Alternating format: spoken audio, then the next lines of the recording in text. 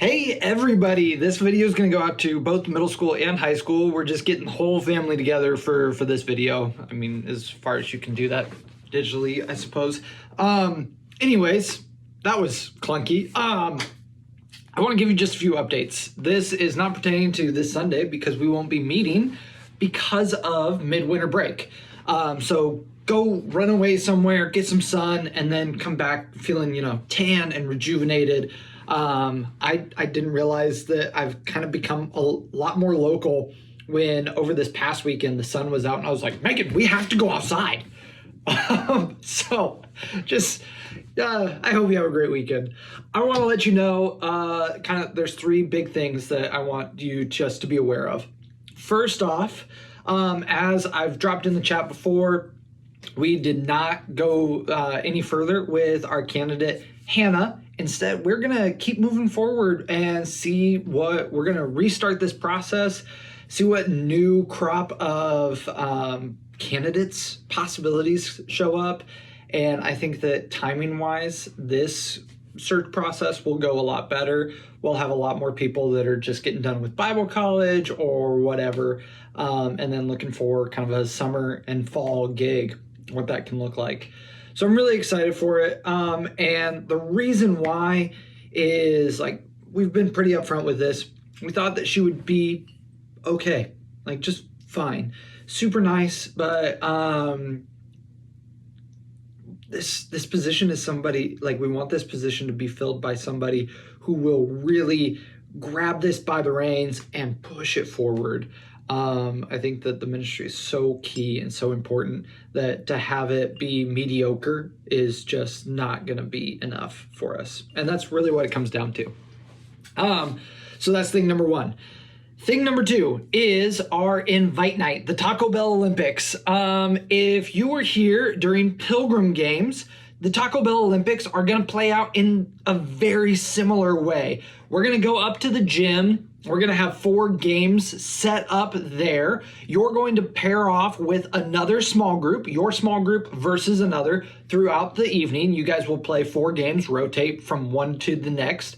I will have a printout card with all the rules and instructions, but all of these games will be even more simple. I hope that they are even easier to understand.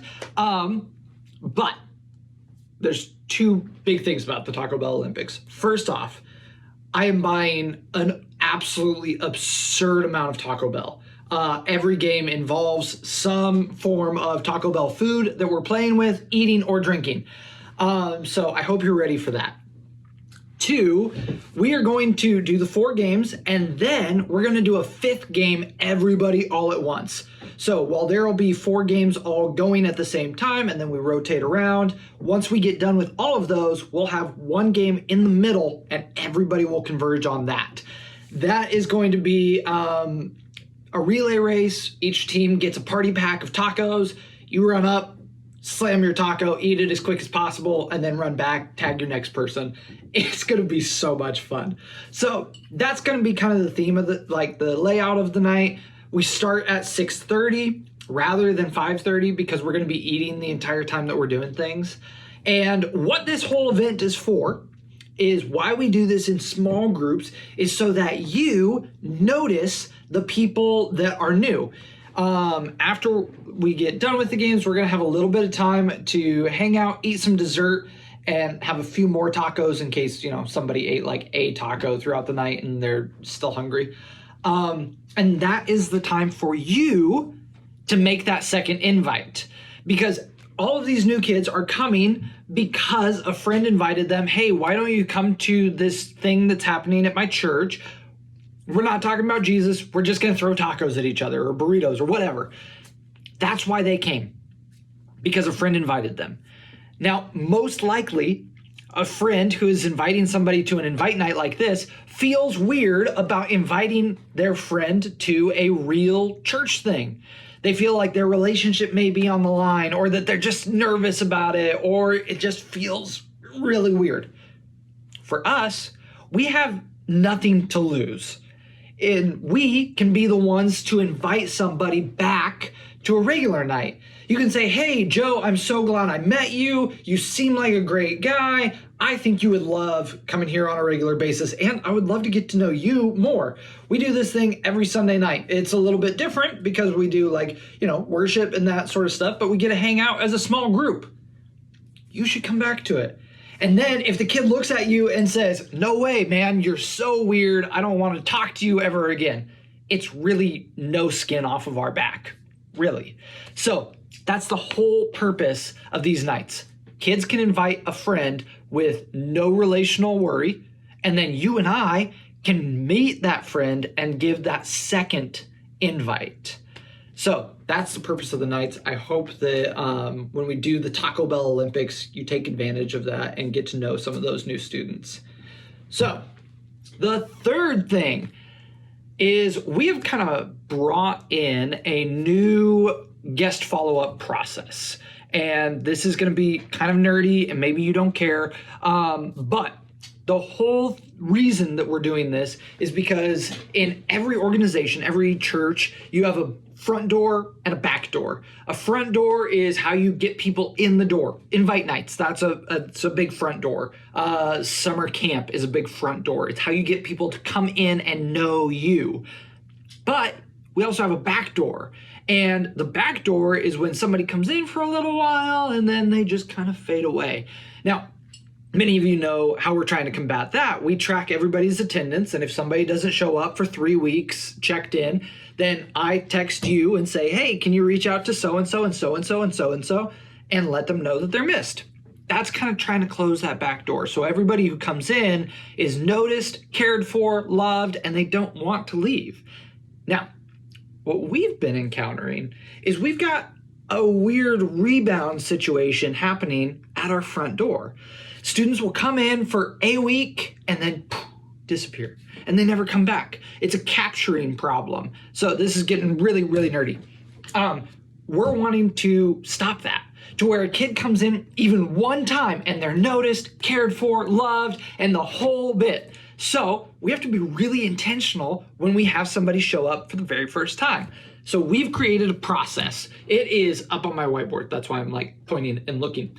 It is a 15-step process that happens over the course of 40 days.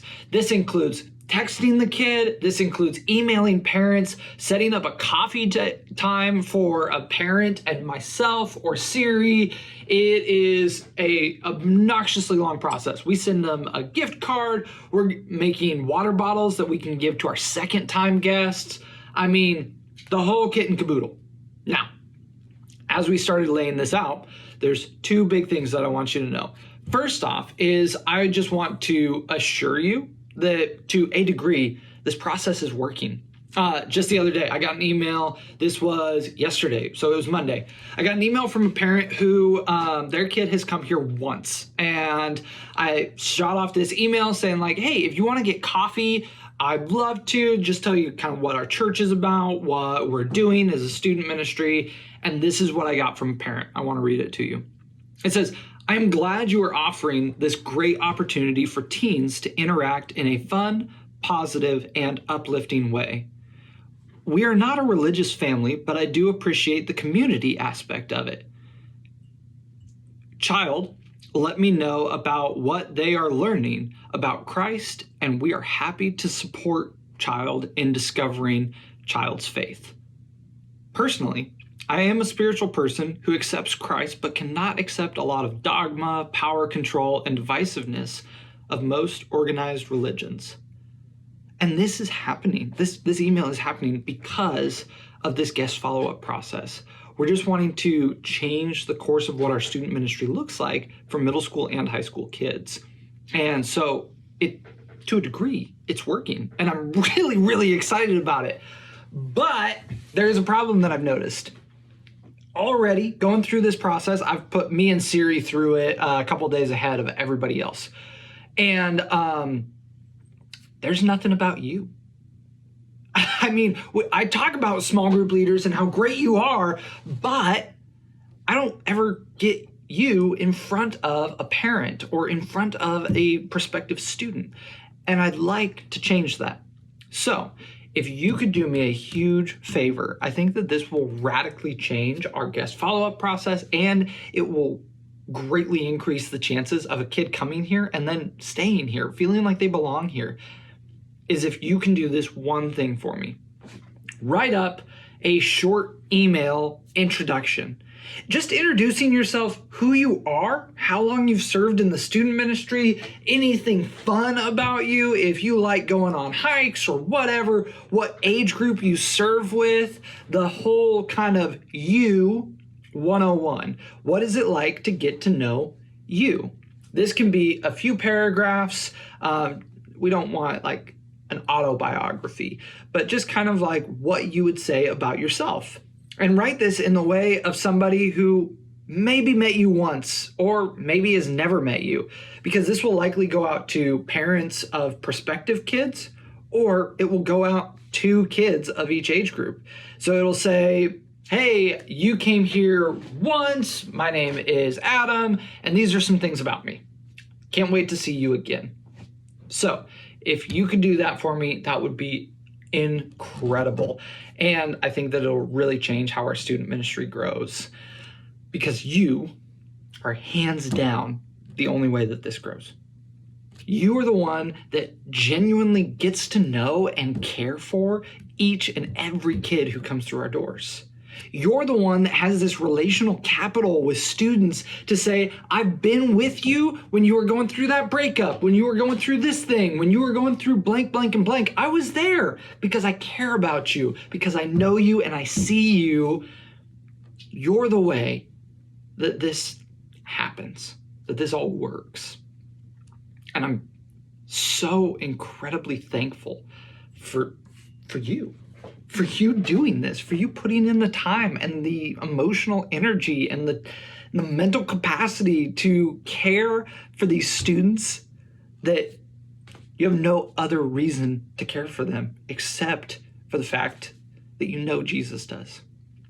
So guys, thank you so much for everything you do. I hope you have an incredible weekend. I hope that you can get a little bit of sun, and I cannot wait to serve with you again on the Taco Bell Olympics.